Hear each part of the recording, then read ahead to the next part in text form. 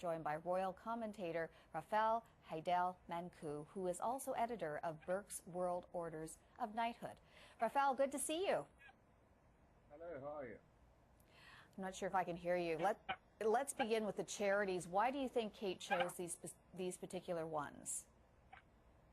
Well, she took a lot of care and time to research all of these charities in order to make sure that the charities were actually close to her own personal interests. She's a great outdoors woman and she loves the arts, and she's always had an interest in helping the young and the needy. And so it's very fitting, therefore, that she chose to volunteer for the Scouts and to choose to focus on addiction. And this wonderful charity, Art Room, which tries to reach out to troubled children and use therapy through art.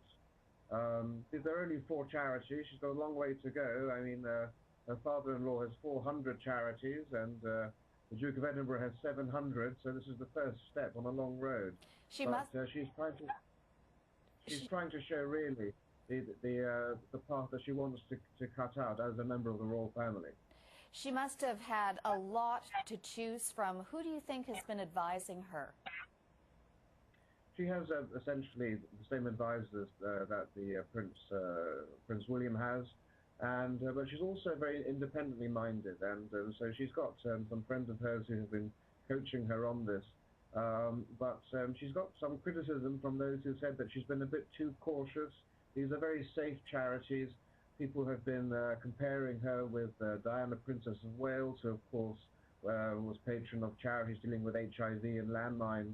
But of course she did that having been in the role for a long time, and it would be far too premature, I think, for the Duchess to enter into something like that at this stage. I think this is a very sensible way, a good entree for her to cut her teeth in this area.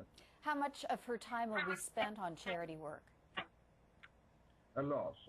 Really, today, the monarchy is the supreme example of trying to lead an example of charitable giving, volunteerism.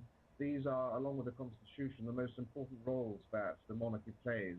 And it's a way that the monarchy can really shed a light upon areas and charities and the unsung heroes that wouldn't get any coverage from the media and from the public at large.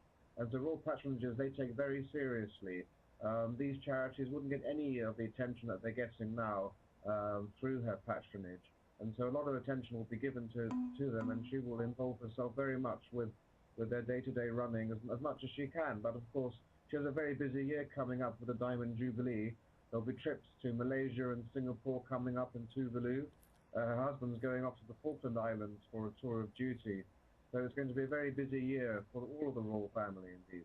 All right, now quickly let's turn to her 30th birthday. What do we know about the party plans? Well, there are all sorts of rumors going around. The one that had most people excited was the idea that Prince Harry and her sister, Kate Middleton, were going to throw a retro 1980s party. But Buckingham Palace was very quick to squelch that. And because of their hectic year coming up, and they had a very big New Year's Eve party organised by Pippa, it's been decided that they'll have a very quiet weekend this weekend with the Middleton family in Berkshire. And tomorrow they're going to London's bright lights of Leicester Square to see the UK premiere of Warhorse with Steven Spielberg. So a movie on your birthday, not necessarily the most exciting thing, but when it's UK premiere with Spielberg, a bit more glamorous, not bad. I think. Right, exactly. Rafal Heydel-Mankoo, thank you so much for this.